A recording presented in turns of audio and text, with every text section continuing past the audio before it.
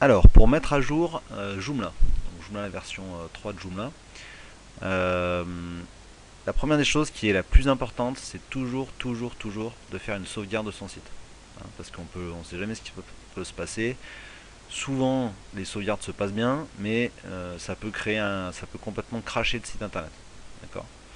Donc, pour mettre à jour Joomla, on va aller dans Akiba Backup ici, et on va cliquer sur Backup Now, tout simplement, et on va lancer le backup du site internet. Donc là, le site internet, ça peut prendre de quelques secondes à quelques minutes selon la taille du site et selon le nombre d'images qu'il y a, etc.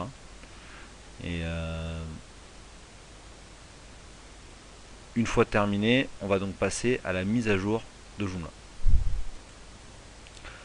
Donc là,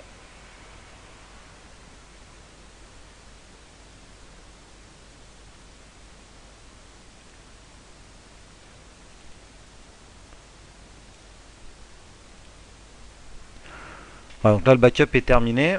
Donc on peut cliquer sur Manage Backup, mais ça c'est pas le plus important. Donc ça c'est comment restaurer mes backups. Donc s'il y a quelque chose qui se passe mal durant une mise à jour d'une extension ou de Joomla, ces liens vous expliquent comment on restaure un backup. Donc je vais pas entrer dans le détail ici, c'est pas l'objectif du tutoriel. Et en plus c'est un petit peu compliqué pour quelqu'un qui n'est pas développeur web ou qui ne travaille pas dans le web. Mais en tout cas, ce qui est sûr, c'est que même si l'upload ou la mise à jour se passe mal, vous avez toujours votre backup à disposition que vous pouvez donner à un développeur si vous n'arrivez pas à restaurer votre site. Voilà. Donc ça, c'est la première phase, très importante, c'est le backup. Ensuite, la mise à jour en elle-même. Donc c'est plutôt facile. Hein, si vous êtes sur le panneau d'administration, au bout de quelques secondes, donc ça, c'est à partir de la version 3 de Joomla, hein, puisqu'avant vous n'aviez pas ça. Vous allez voir qu'il y a une mise à jour de disponible. Joomla 3.7.5 est disponible. Là, on a la 3.7.4. Donc, on va cliquer sur mettre à jour et cliquer sur mettre à jour. Voilà. C'est aussi simple que ça.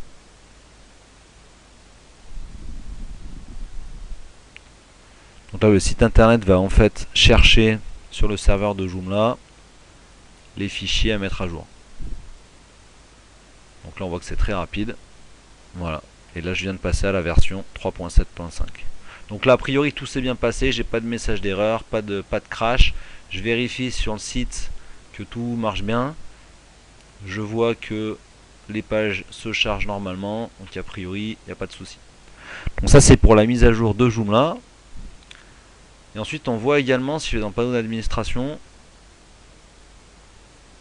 que j'ai une mise à jour ici de une autre mise à jour disponible. Je vais cliquer sur afficher les mises à jour.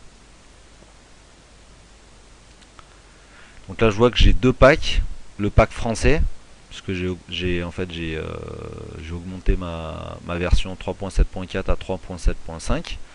Donc ça, je vais la mettre à jour, ça mange pas de pain, hop. Donc ça veut dire que j'ai les nouveaux packs de langues chargés pour ma nouvelle version de Joomla. Et ensuite j'ai mon éditeur.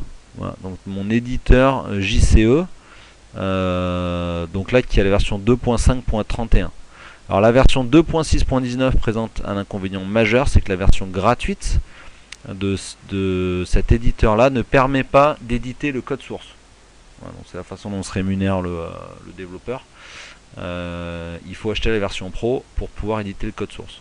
Donc moi comme j'utilise énormément de code source, je reste sur une vieille version de JCE, tant pis, qui est la version 2.5.31. Donc je ne mettrai pas à jour ce composant, mais sachez que vous pouvez le faire en cliquant ici et en cliquant sur mise à jour tout simplement. Voilà.